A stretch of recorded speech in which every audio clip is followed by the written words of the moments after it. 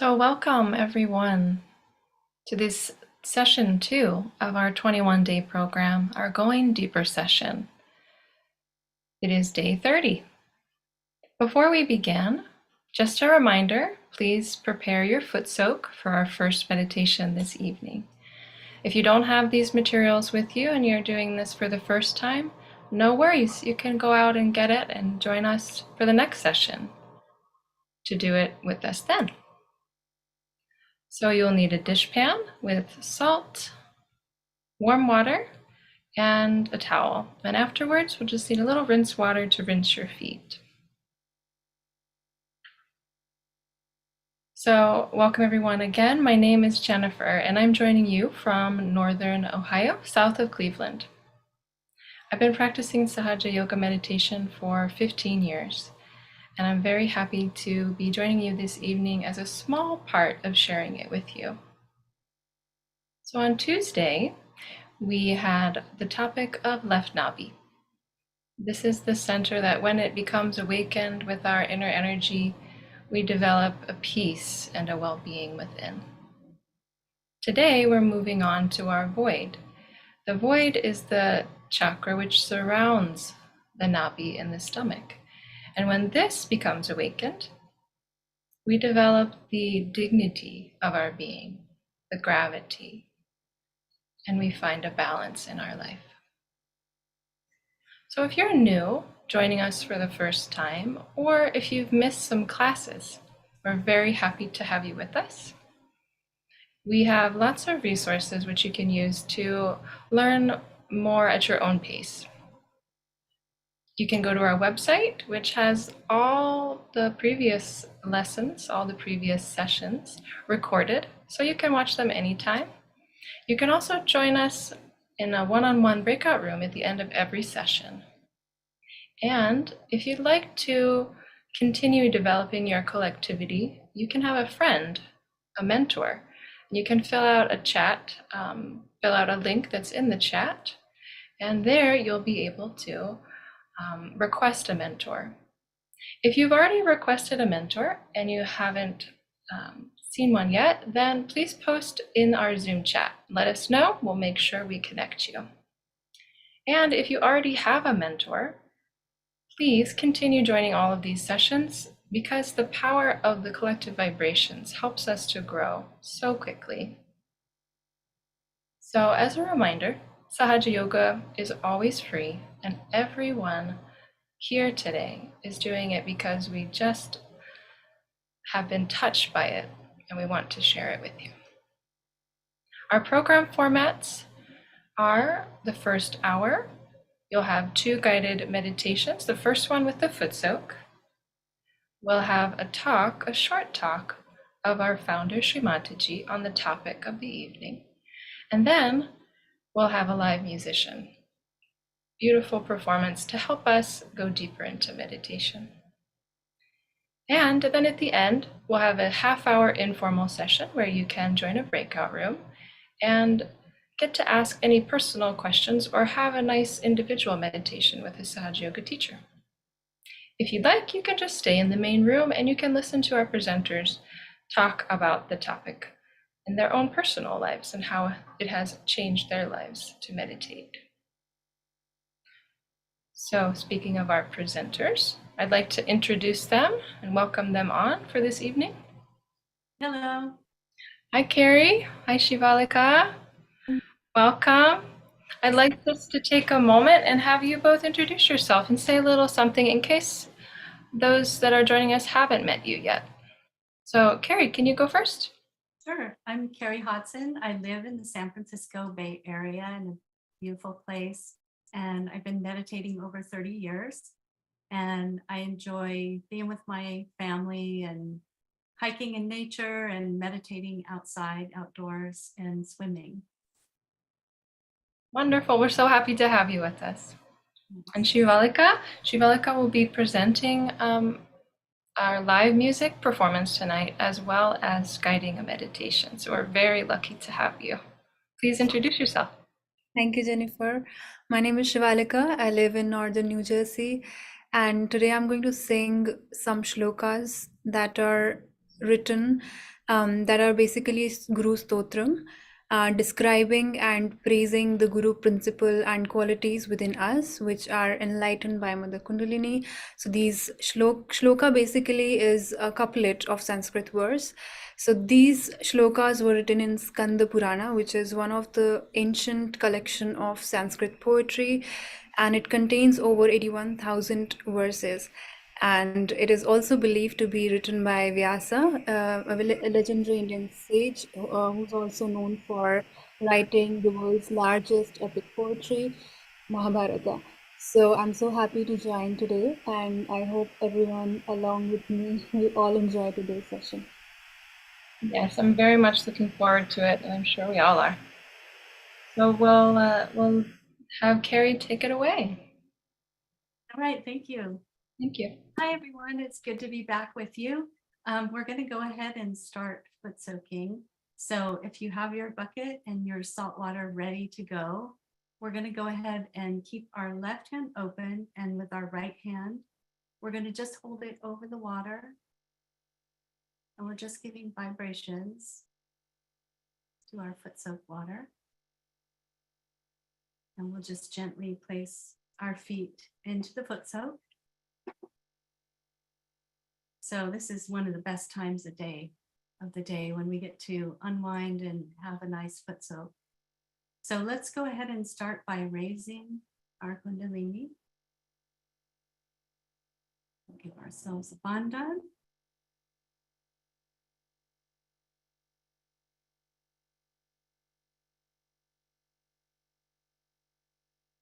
Our awareness and our attention is completely in the present on what we're doing. So as we go over our head and back, we can really experience the vibrations in our hands.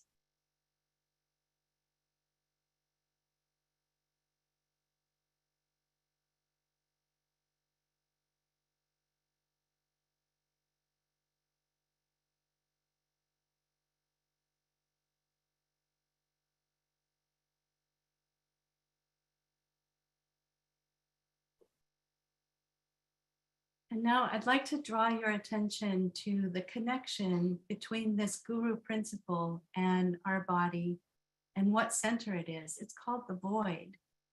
And it's also known as the ocean of illusion.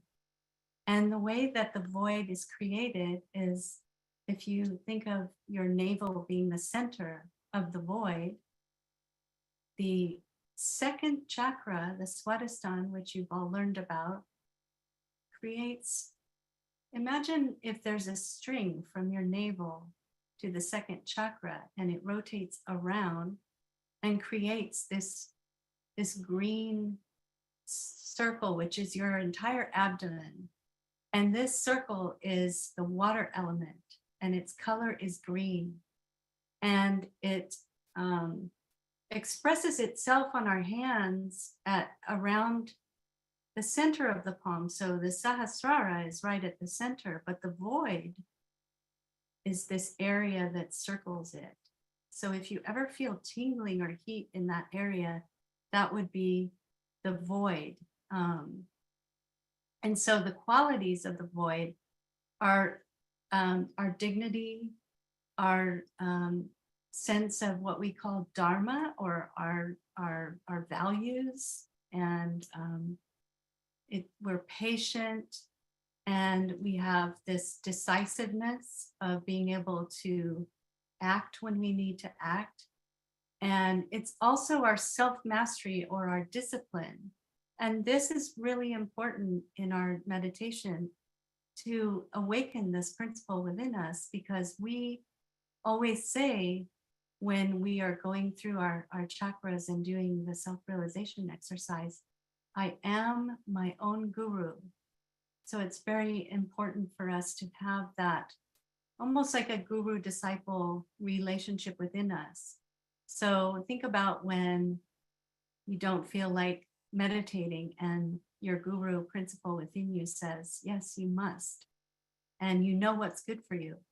And, or if you say, oh, I'm so tired tonight, I don't feel like having a foot soak, you know it's good for you. So that's your guru principle within you, urging you on through this process, urging you to continue on the journey. So the void itself and the guru stays in balance. It stays on the path. It stays in the center. So it's like what the Buddha called the middle path. So with that, I would like to, before we get into the meditation, just read from the Tao Te Ching. And we respect him as an amazing guru, Lao Tse. And he says, if you try to grab hold of the world and do what you want with it, you won't succeed. The world is a vessel for spirit, and it wasn't made to be manipulated. Tamper with it and you'll spoil it. Hold it and you'll lose it. With Tao, sometimes you move ahead and sometimes you stay back. Sometimes you work hard and sometimes you rest. Sometimes you're strong and sometimes you're weak. Sometimes you're up and sometimes you're down. The sage remains sensitive, indifferent, avoiding extremes, avoiding extravagance, avoiding excess. So it's the part of us that kind of knows when to quit. So we can get over habits. We can have some detachment. We see the beauty and we enjoy the world. We enjoy food. We enjoy so many things, but we're not grasping. We don't have that need. It's all within us, that satisfaction and that dignity. So with that, let's go ahead and keep our hands open. Take a great big deep breath. And exhale. And place your right hand right at the center of the navel.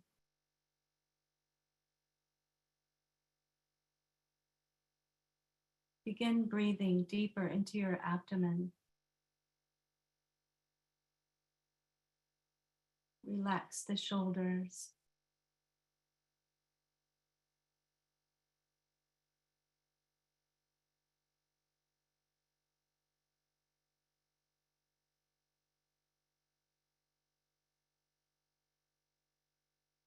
Here we can say, Mother, please awaken the virtues that are within.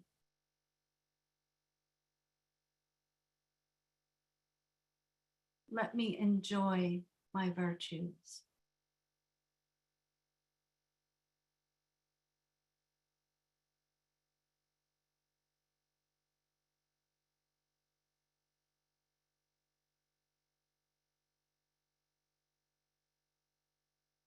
We'll take our right hand and slide it up to the solar plexus. So this is now the top of the abdomen in the center.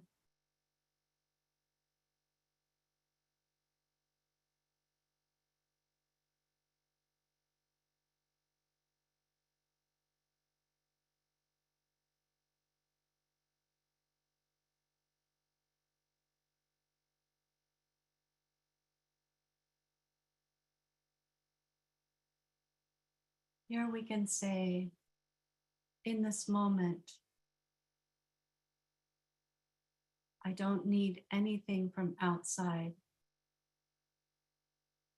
to feel this satisfaction and the dignity within.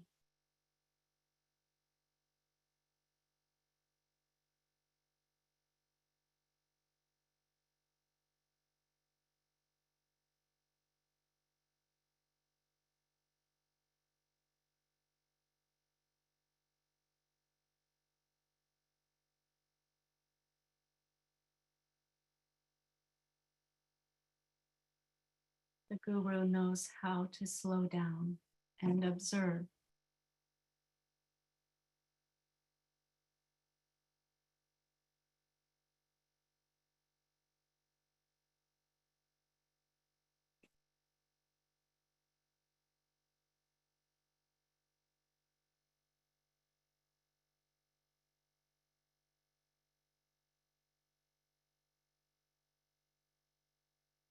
Now we can move our hand away from our body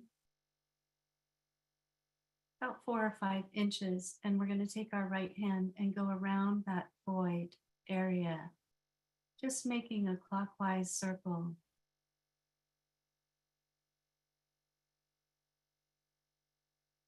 All around the abdomen.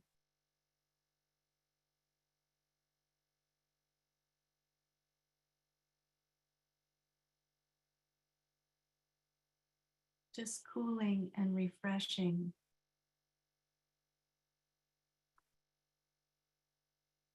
The void.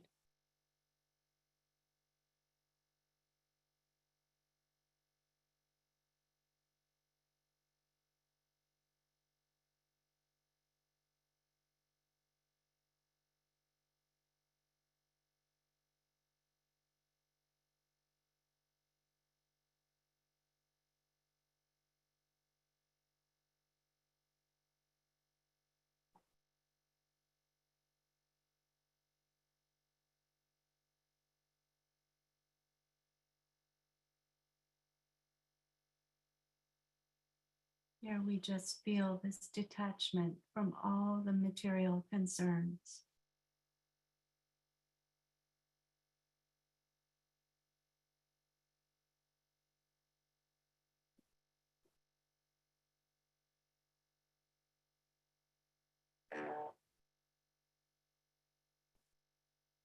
Relax our hand back into our lap.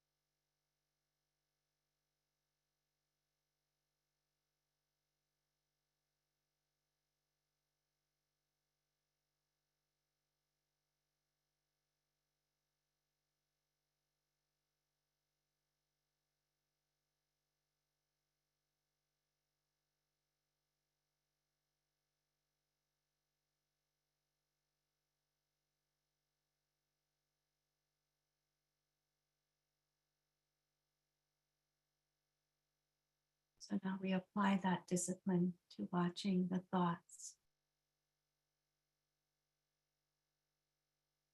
Where is my attention?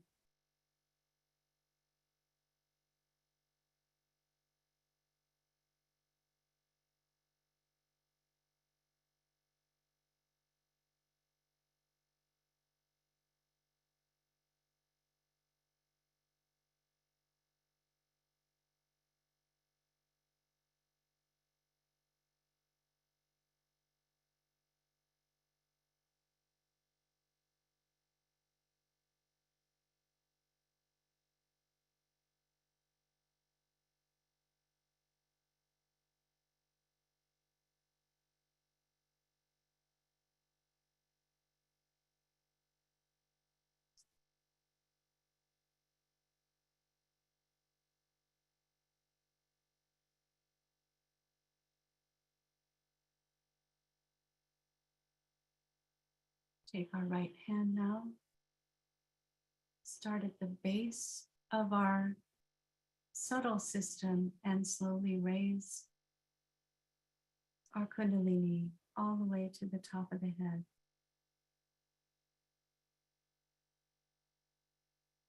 And do that a few times.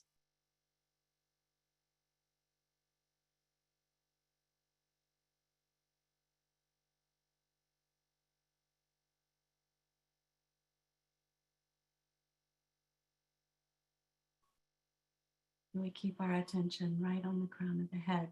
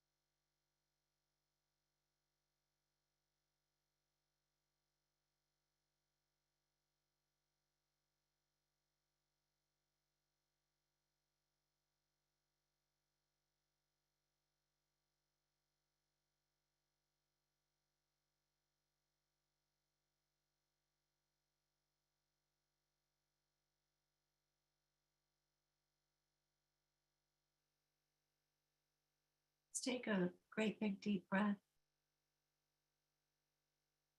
and pull your shoulders back. And then exhale, just feeling relaxed. And open our eyes and go ahead and rinse off our feet. Our little pitcher.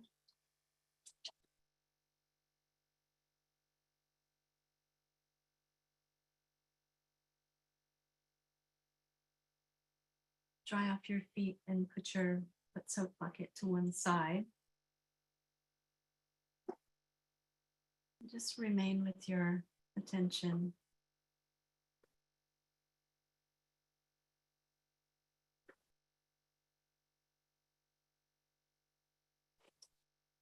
So now we're going to listen to a talk, Shri Mataji, talking about the Guru principle and how there was always a strictness with this Guru principle.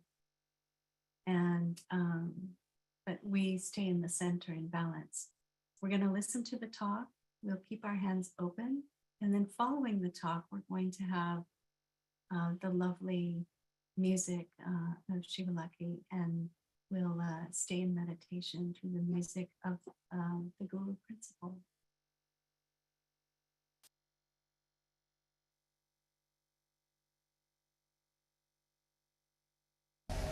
Guru principle is extremely strict,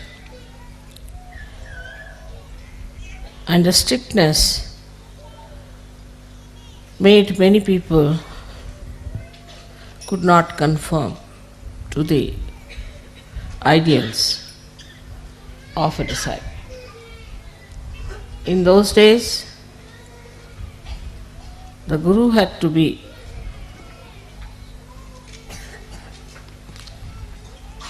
absolutely the authority, and it was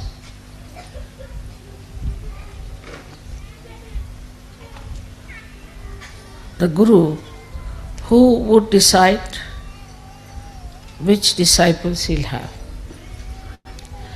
And one had to go into great tapasya, to great penances, to even become a disciple. And this hardship was the only way the Guru used to judge. Gurus would always live in jungles, and they would select their disciples, very few, very, very few. And they had to go and beg food from the neighboring villages and cook food for their Guru with their own hands and feed the Guru.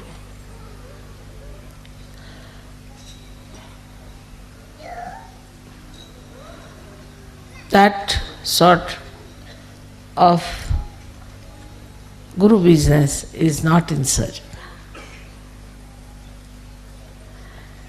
That basically we must understand that the difference between those styles of Guruship and that we have now is this, that very few individuals were given the chance to become the Guru. Very few. And these few also were selected out of quite a lot of people, and they felt that there was something really special, that they are being selected, chosen, and that whatever they will have to go through is all welcome. With this idea, they became the disciples. But Sahaja Yoga is a very different thing. I would say just the opposite. First of all, your Guru is a mother, and who suffers from Sandra Karuna. At the slightest things that happen to you, my eyes get filled with tears. So, as a mother, to be a guru is a very difficult thing. But at the same time, for you to achieve heights is also difficult. Because you get lost when I love you so much, and in that love, you forget sometimes that the progress in your being is very slow. It is important that in Sahaja Yoga you have to be strict with yourself. That's why I said that you have to be your own guru, which people do not understand what it means. You have to be your own guru means you have to guide yourself, you have to treat yourself as your disciple, and you have to trim yourself. If you do not understand the responsibility as Sahaja Yogi of working it out yourself, everything, you cannot move very fast, because it is a different type of relationship between the Guru and the disciples. So first, I have always said you become your own Guru. So you have to make a lot of introspection and fix your ideals. Before you, I am sitting. You have seen me how I am. I can eat anything. I need not eat at all for days together. I can sleep anywhere. I may not sleep at all. I travel for miles together untiringly. I have this energy because I am a guru of myself also. So the first thing is that there should be a lot of introspection. What's wrong with me, not wrong with others? What's wrong with me? Am I seeking the comfort of my body? The attention, is it on my body or on my spirit? If so, what am I doing? I think best thing is to write it down. Can I sleep on the grass? Can I sit on the stone? You have to make this body work. Can I sleep anytime I like, and can I keep awake anytime I like? I've seen people doze off. The reason is this, not that they're bad or in any way indisciplined people, but because inside they are tired. If you are tired inside, then you feel tired all the time. You will see on the television, if you see people in the West, they are always sitting like this. Because they are so very tired. Why are they so tired? They don't work so hard. So introspect how you behave. Now, when you start introspecting yourself, you'll also start introspecting your surroundings and your styles and your methods and what you are doing to yourself because of the conditionings of the outside.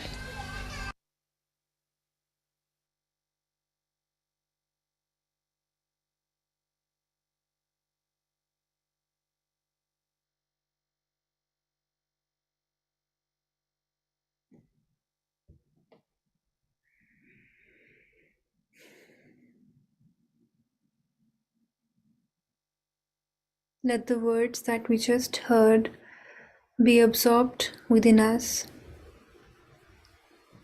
So we will stay in this silence, in this state of meditation, and listen to the shlokas describing the qualities of Guru, the Guru principle within us, and all the qualities. And let us feel Mother Kundalini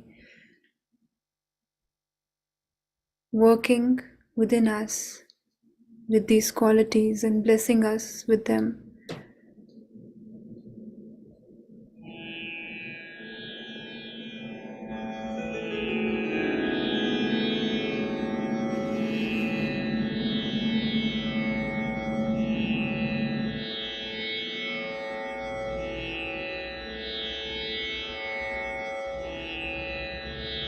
Let's feel within us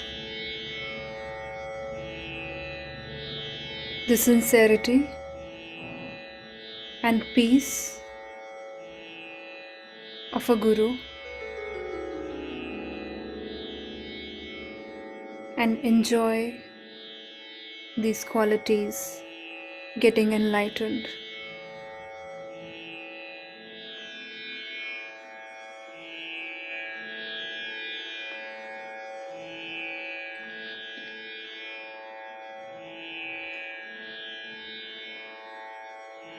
Brahmanandam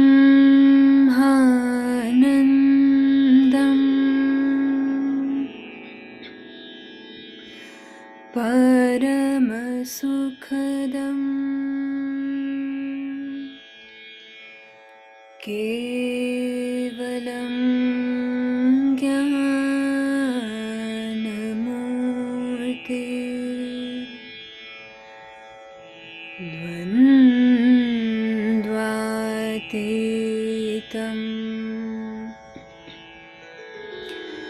Gagana Sadrisham Tattvamasyadi Laksham Ekam Nityam Vimalamachalam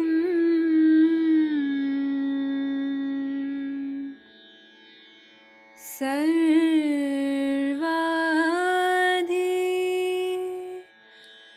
Sakshibhutam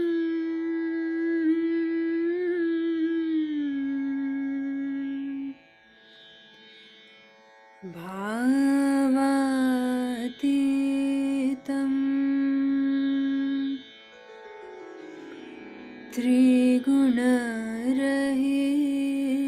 Trigunarahitam Sadgurum Tam Namami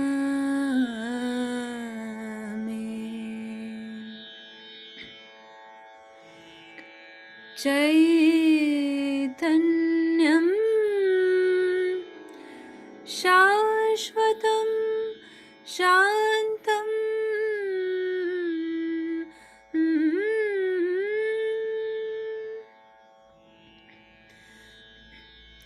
Vyomatitam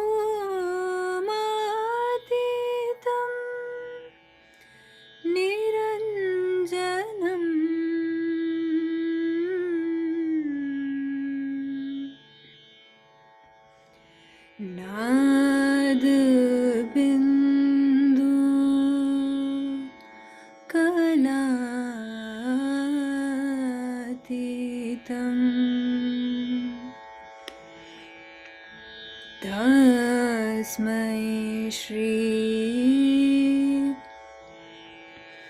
Gurave Namaha.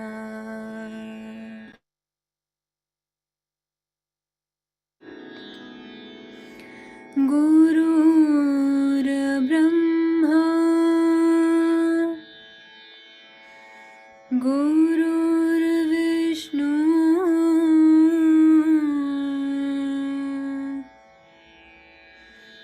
Guru Deva Maheshwara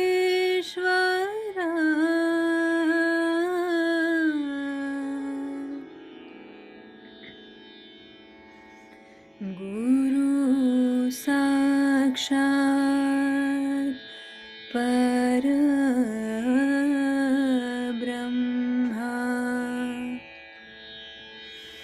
Tasmai Shri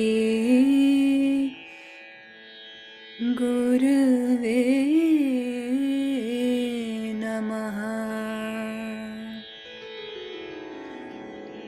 Tasmai Shri Gurave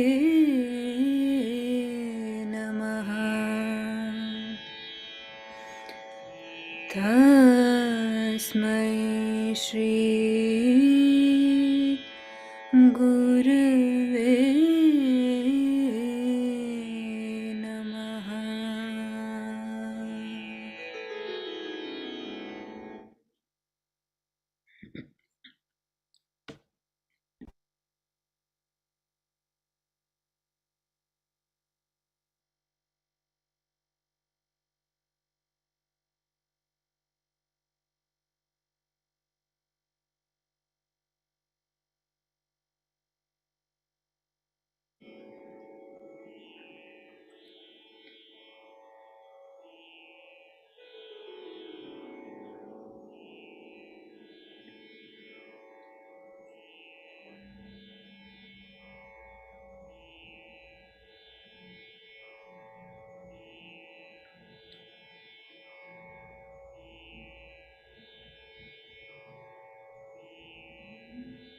As Mother Kundalini is working within us, the Guru principle, let us feel the gratitude, love, and acceptance for her working.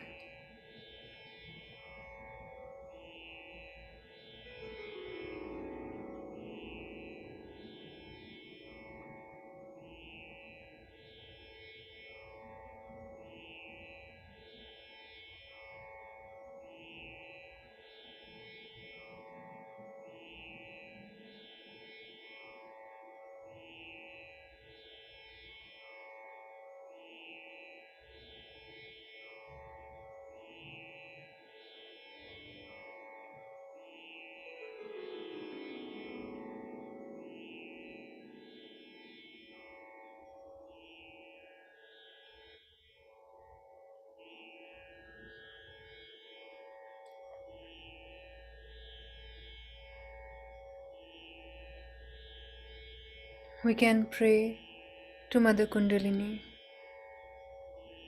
Mother, please bless us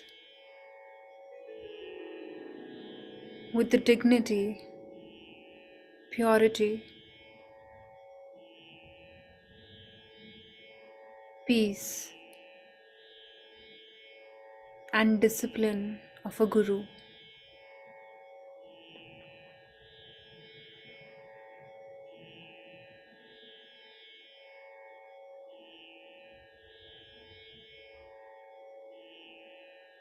Mother, please let our Guru principle be enlightened within us so that we become self-aware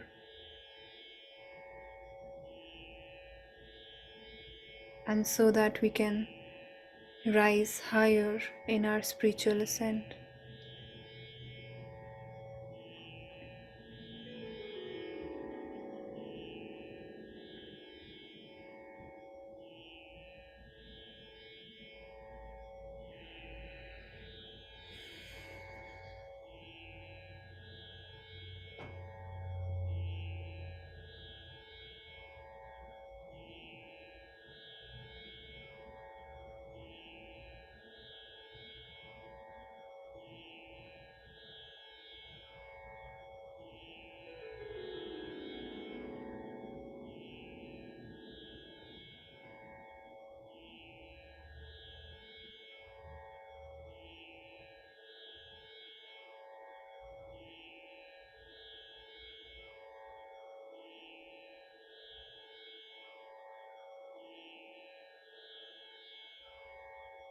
Feeling the peace and the gratitude within us, let us raise our Kundalini and take Bandhan.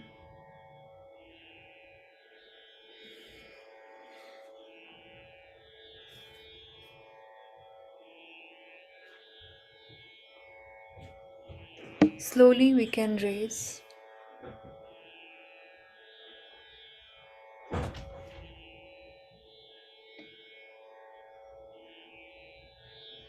Feeling the movement and working of Mother Kundalini.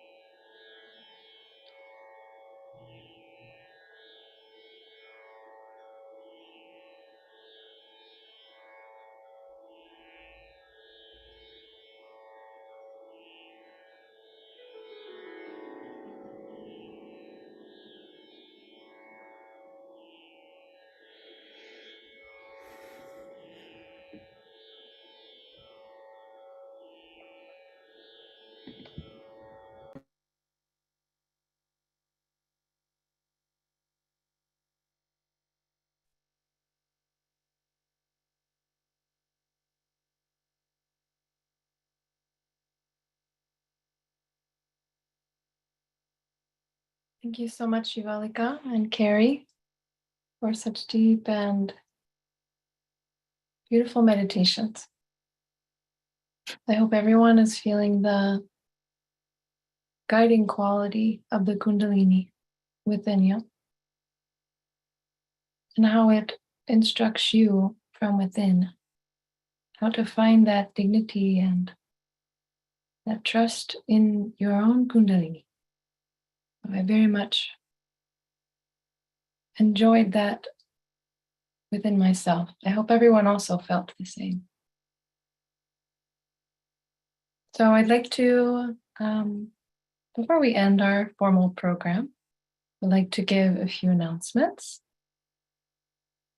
So we can bring up the slides for that. So today our topic has been the void, and we'll continue exploring the void in our next session on Sunday. So that will be where we cover the topic of facing ourselves. When we face ourselves, when we see ourselves, we're able to begin the correcting, to begin the refining of our own self. So this will be the topic of our next session, and we hope you can join us. Please don't forget the resources that we have. Please, if you have not already, request a mentor. This is a friend that helps you to find your own connection to the meditation. If you would like to request a mentor, just go to the chat and fill out the form, which is linked there. Please also feel free to join our community on WhatsApp. There's a link to joining that WhatsApp group in the chat as well. And it is a place where you get daily spiritual messages, beautiful things written by Sahaja Yogis, as well as some words of Shri Mataji. And you also get reminders to join our courses so that you don't forget. Our website, us.sahajayoga.org/Jan 2023, has links to the session, so you won't have to keep it anywhere. You just go straight to that website and join our sessions, as well as finding all of our previous sessions. You'll find them there if you ever want to go back and enjoy them again or get freshened up on a topic.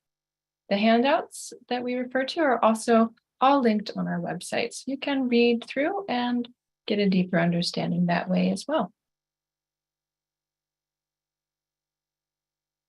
So the formal part of our program is drawing to a close for the evening, but we still have a half hour left or more together. And so this is the time where you have a choice. You can continue staying in the main room with us and our presenters as we answer some questions about our topic. So you share personal experiences, or you can jump into a breakout room for a while and meet a Sahaja Yoga teacher and ask personal questions and review anything you'd like that maybe you missed, or even maybe you want to focus on a particular problem that you've been having. And to do that, you just go to the chat and type in a request to breakout room help. You'll find that option there. If you have a question and you'd rather not join a room, you are also welcome to type into the chat. You'll find another selection where you can just send a message to Zoom chat questions. So while we are chatting, you are welcome to send a message there, and we may answer it in the main room. So I'd like to welcome back and invite our presenters to share some experience about our topic today. And I'm very much looking forward to hearing your answers. They always inspire me whenever I'm here, whenever I'm watching. So we always inspire each other. So I think I'll start with you, Kerry, for the first question, okay? The first question, it's related to the Guru principle, of course. And the question is, have you become more detached, as Shri Mataji said in the talk, more detached from physical and material comforts as you practice Sahaja Yoga? Has this happened in your life?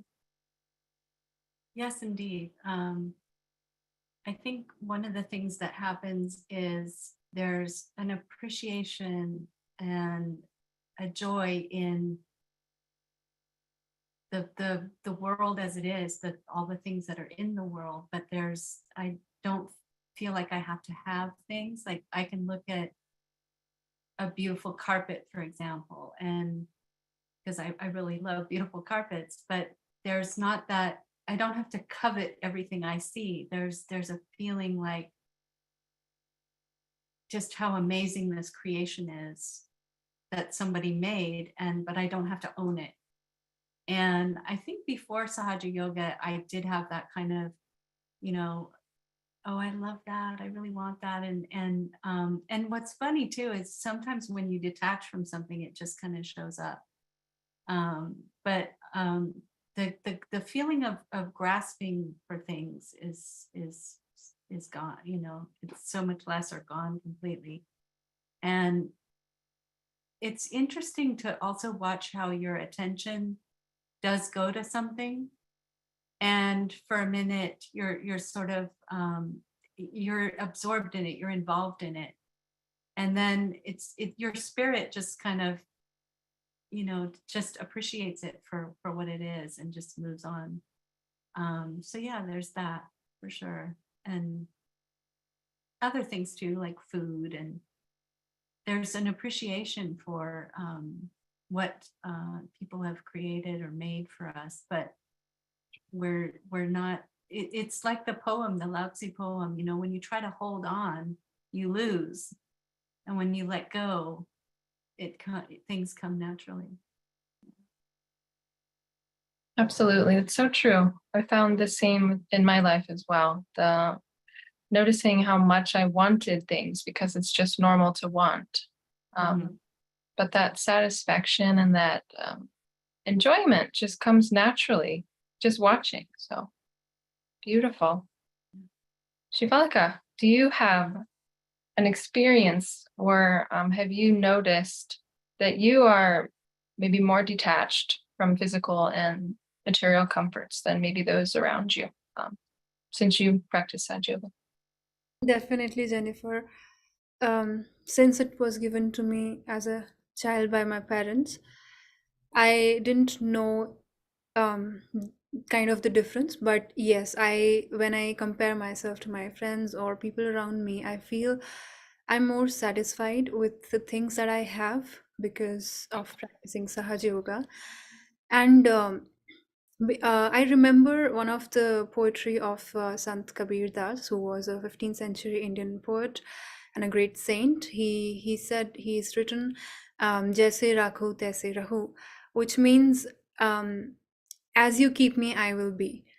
And when we have this kind of when we are practicing Sahaj, we kind of have this acceptance that whatever is wherever I am and wherever I am fine, and I have the acceptance of being here at this moment. So when we have this acceptance, we automatically feel and we develop the detachment from the physical and material comforts. And I definitely feel that within me also, that I really don't have any material desires in me that I want to have this or that. It's just whatever comes to me is accepted. So yeah, that's So beautiful. And I know that as someone who started Sahaja Yoga from a very, very young age where you don't even remember anything besides it, it's very different. So as you grow, you notice what has differentiated your life from those that didn't have that blessing. So it's very nice. Thank you. So our second question, Kerry, throw it back to you. So Shri Mataji talks about being strict with ourselves and being our own guru, not depending on something outside to help us to become better, and treating ourselves as our own disciple. So how have you tried to follow that advice in your life? To be strict with yourself? Yeah, it's an interesting question because there's in a lot of kind of religious or spiritual tradition, the discipline is and such is kind of, it's a little bit, it's coming from outside. It's like it's a guidance, but it can become like a like a dogma or something that's not really, it's not really coming from within. But when you get your self-realization, the guidance really is coming from within, and it doesn't mean that you're always going to be perfect. It's a process, for sure. And I think it's a lot of it's internal experimentation. Like I'll give you an example. Like, let's say you say to yourself, I'm gonna foot soak every night. I'm gonna foot soak every night because you have a great time. You really enjoy the foot soak. You feel wonderful. And then the mind is sort of like, oh, then I have to do this. I have to do this. And you can observe like an internal resistance, like, I don't feel like it tonight, or I'm so tired. I worked all day. And the guru in you kicks in and says, this is, this is good for you. And it's like you have this choice. And it's okay not to do the foot soak, but that, oh, okay, hey, when I do foot soak, I feel different. And when I don't do it and I just, blow it off because I'm tired, there's the consequence of that. So for me, it's been less of like trying to impose too much of a discipline, as really just seeing how is it when I wake up at 5:30 and do the meditation, versus waiting till late in the morning, or how is it when I foot soak every single night. Like over time you can feel that cumulative effect. So really it's like, the proof is in the pudding. The results are right there in front of you. So the guru within you is able to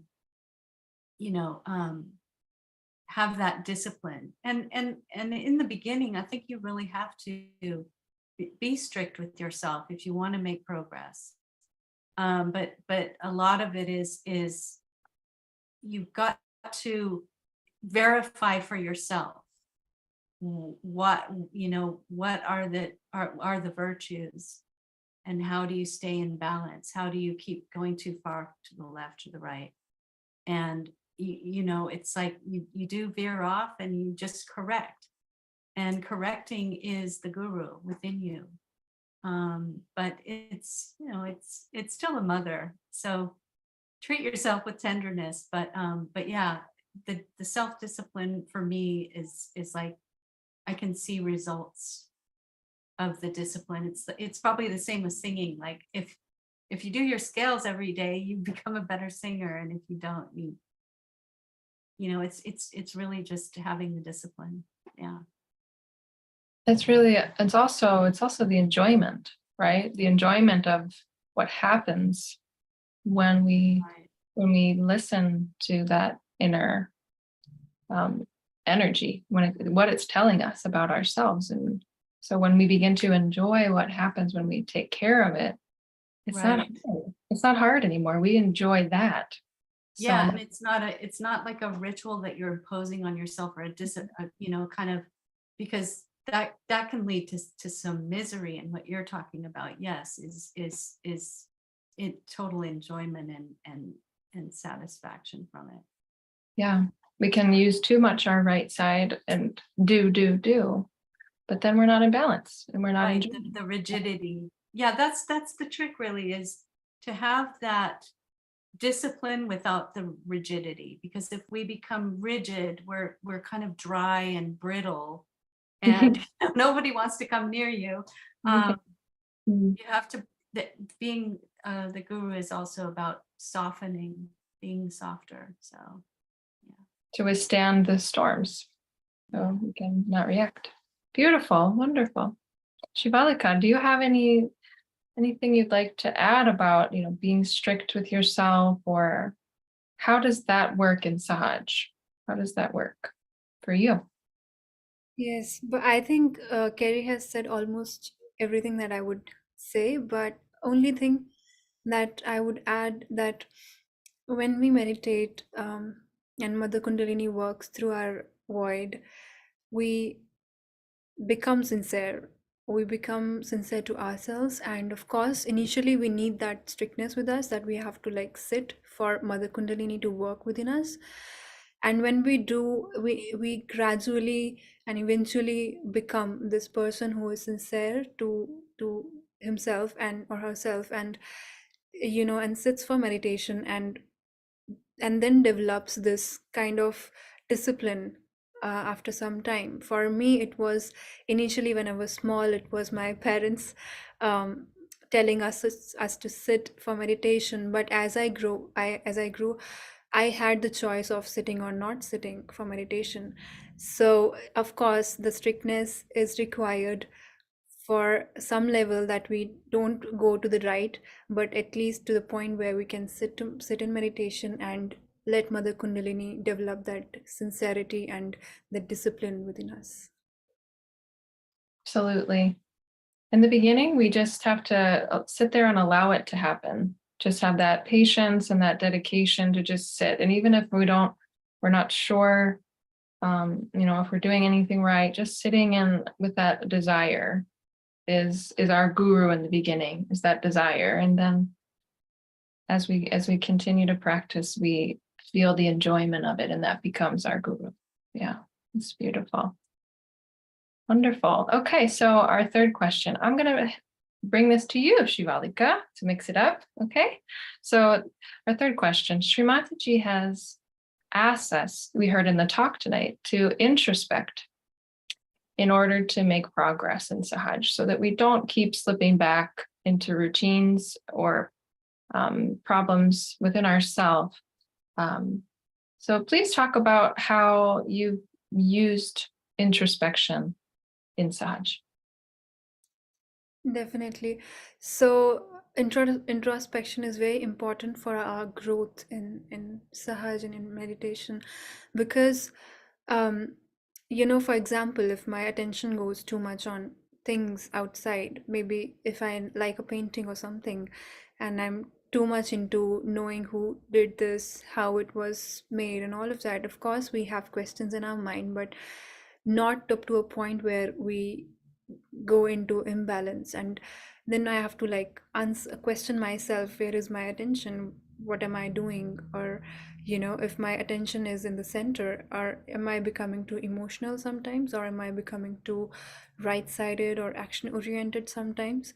So it's a continuous process that has to happen, and introspection is very important, because when we ask ourselves, where is my attention, we bringing ourselves back to the center.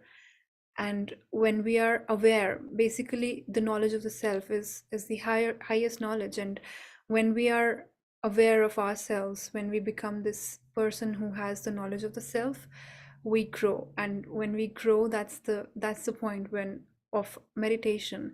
So of course, this introspection has helped me a lot to grow, because I continuously keep checking within what is going on with me. If what do I need, if I need to have a candle with me for left side, if I'm going too much on the left, just introspecting, what am I doing, where is my attention, and if I'm becoming left or a right-sided person.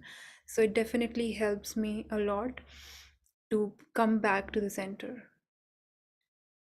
Beautiful. Absolutely. Where is my attention? That is our great guiding question, and that helps it bring it back if it deviates from that peace and that joy and that dignity.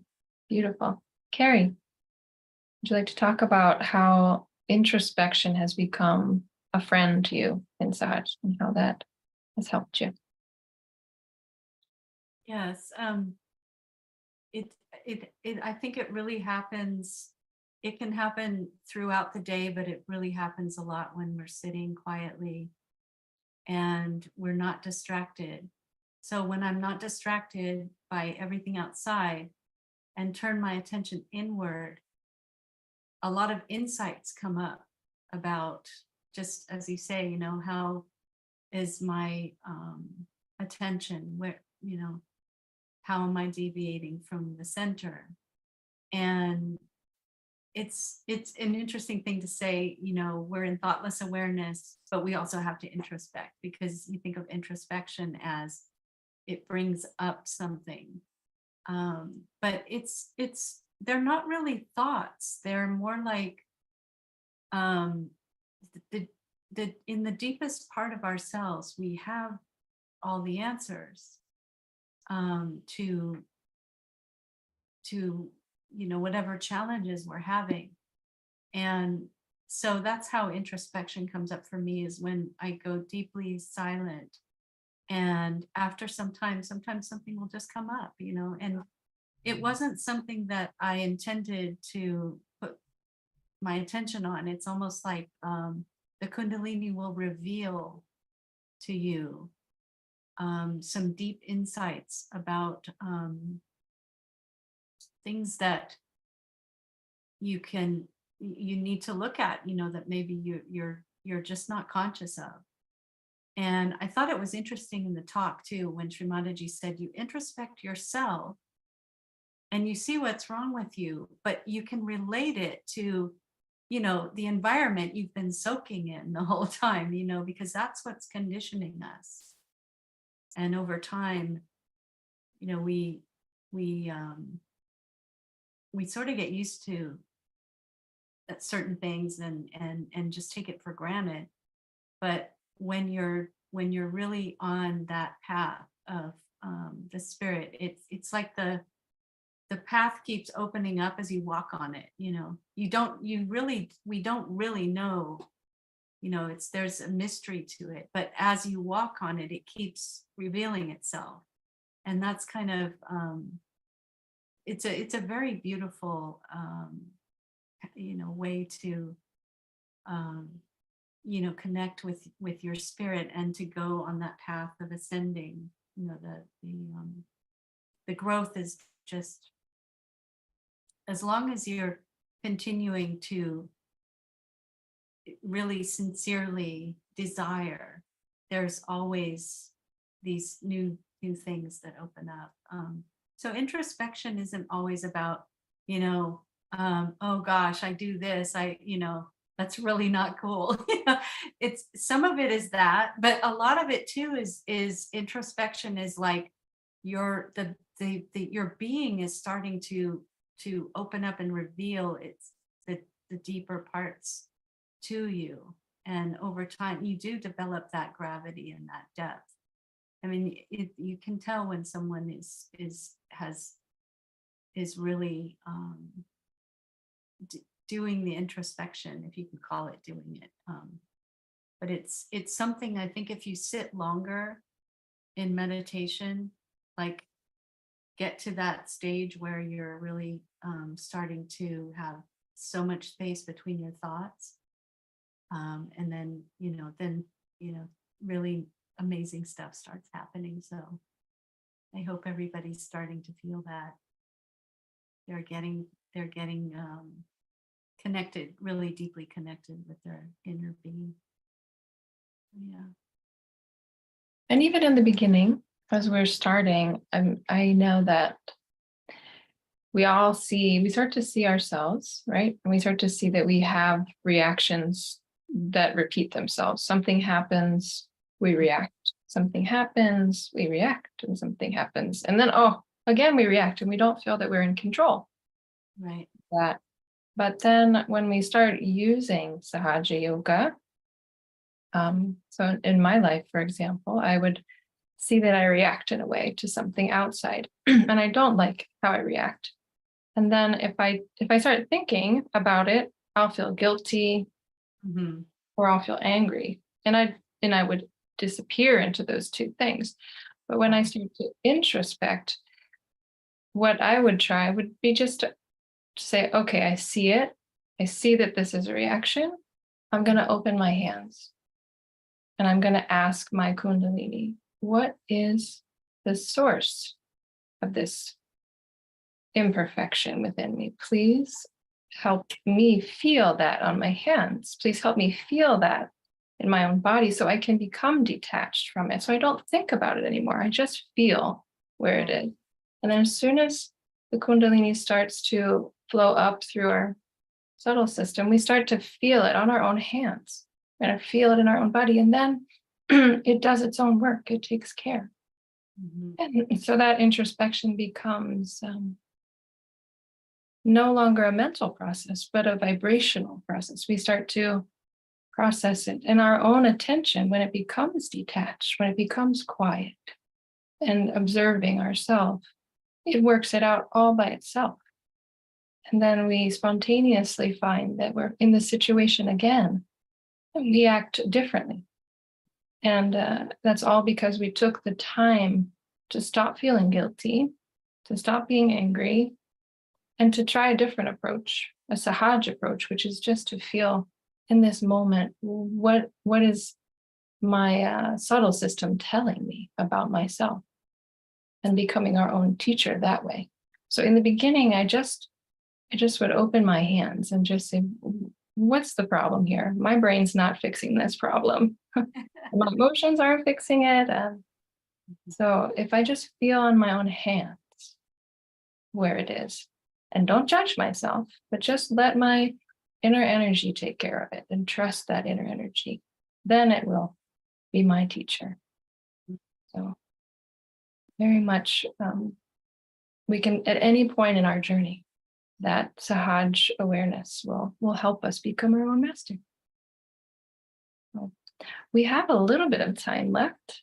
I thought maybe Shivalika, would you like to guide another 5-minute meditation to help us go a little deeper together? Definitely, Jennifer. Wonderful.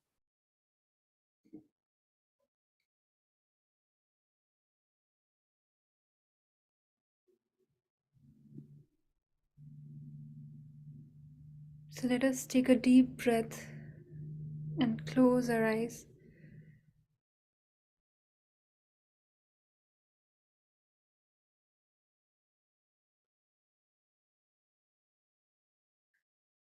And let us observe ourselves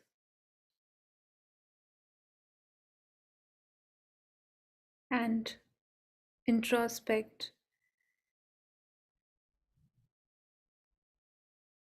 Where is my attention?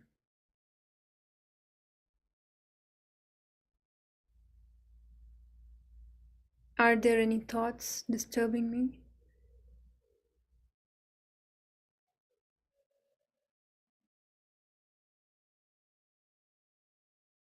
If yes, then we can ask the thoughts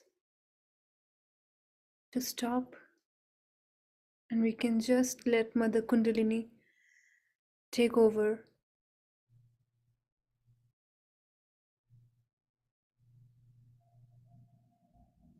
And let us go deeper within us.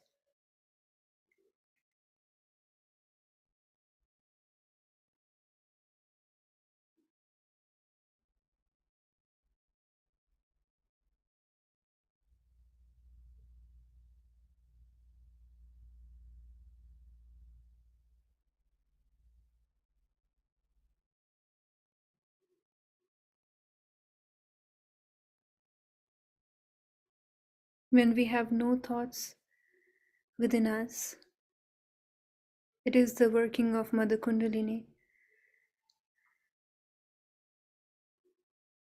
And as we observe ourselves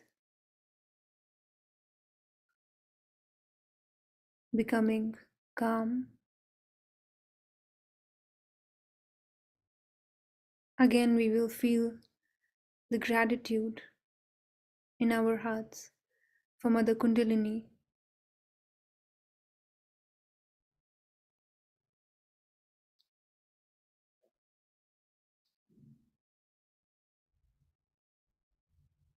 for how beautifully she nourishes us.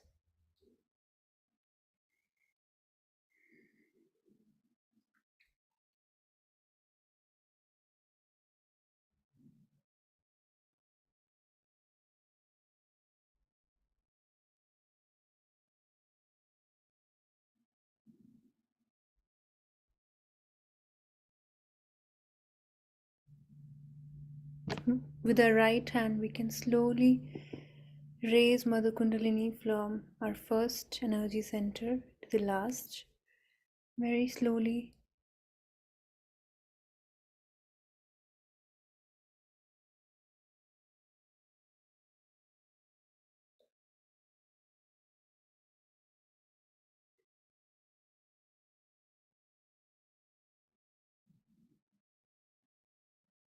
You can do it one more time.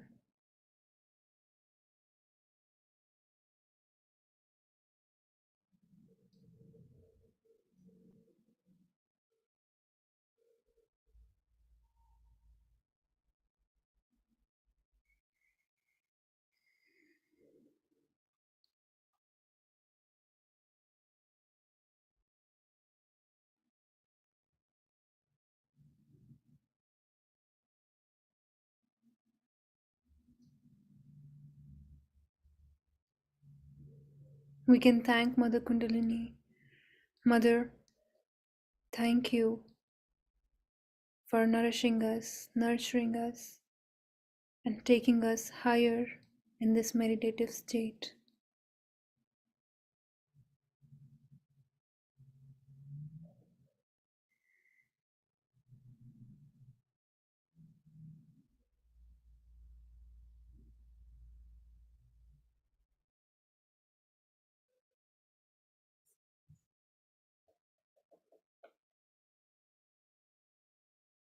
Thank you both so much for a beautiful evening together, sharing your experiences and your wisdom.